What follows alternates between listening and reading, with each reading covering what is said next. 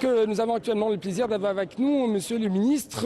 Vous êtes toujours bienvenu sur la TV internationale. Merci beaucoup pour un tel interview. Permettez-moi de vous poser cette question en ce qui concerne le slogan choisi cette fois-ci dans cette 7e édition du Forum de Dakar sur la paix et la sécurité. Les enjeux de la stabilité, les enjeux d'émergence économique, bien sûr, au sein de l'Afrique post-Covid-19. Donc, comment vous avez vu l'importance de ce slogan? C'est un slogan qui est en plein dans l'actualité. Ouais. En plein dans l'actualité, d'abord, sans sécurité, il n'y a pas de développement. Ouais. Il n'y a pas de paix, d'apaisement social. Il faut la sécurité.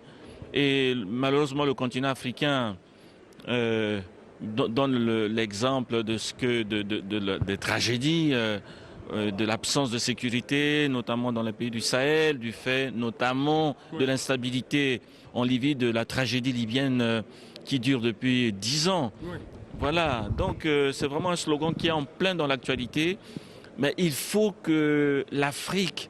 Oui. Permettez-moi, l'Afrique, hier par exemple, vous avez assisté à la séance inaugurale donnée par plusieurs chefs d'État africains. Il y avait des critiques lancées de leur part à l'égard de la communauté internationale, notamment la communauté européenne en ce qui concerne la discrimination au niveau de la distribution des vaccins, mais aussi au niveau de la politique sécurité adoptée dans les pays sahélo-sahariens. Comment vous avez vu moi, je veux peut-être choquer quelques-uns. Ouais. Il faut que l'Afrique arrête de pleurnicher. Il faut que l'Afrique apprenne à fabriquer elle-même ses vaccins. Ouais. Autodéfense. Absolument. Ouais. L'Afrique ne manque de rien. L'Afrique a les intelligences, l'Afrique a les matières premières, comme chacun sait. L'Afrique a le potentiel. Il faut qu'elle arrête de pleurnicher, qu'elle se prenne en charge, qu'elle fabrique des vaccins sur son territoire, sur son sol, pour soigner ses enfants. On ne peut pas vivre indéfiniment de la main tendue. Voilà. L'une des questions, pourquoi l'Afrique n'arrive pas à défendre l'Afrique? Parce qu'en fin de compte, il y avait une conclusion. Ce sont les Africains qui vont profiter aux autres frères africains. Le problème des Africains, c'est que ils sont velléitaires, ils ne sont toujours pas sortis de la conférence de Berlin, ils ne sont pas sortis de l'émiettement. Parce que pour être fort, il faut se mettre à plusieurs, il faut se mettre ensemble. C'est ce que beaucoup n'ont pas encore compris. Quel est le sens de l'Union africaine si c'est l'unité des enfants d'Afrique? Pour être fort, il faut être à plusieurs. Voilà, le vrai problème, il est là. Oui. En fait, vous avez fait un grand panel, notamment en ce qui concerne la Libye. Vous étiez l'un des membres de la délégation qui était en visite en Libye. Vous avez fait de remarques? Oui, je crois que depuis 10 ans, c'est la première fois que la Libye est quasiment proche de retrouver sa vraie souveraineté, son unité.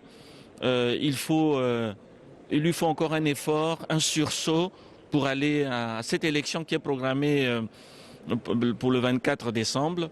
Il lui faut un sursaut, il faut que les Libyens apprennent à se pardonner, il faut que les Libyens dépassent la rancœur, la rancune. Il faut que cette élection ait lieu, qu'un Libyen soit élu pour présider aux destinées du pays, pour rassembler, pour réconcilier.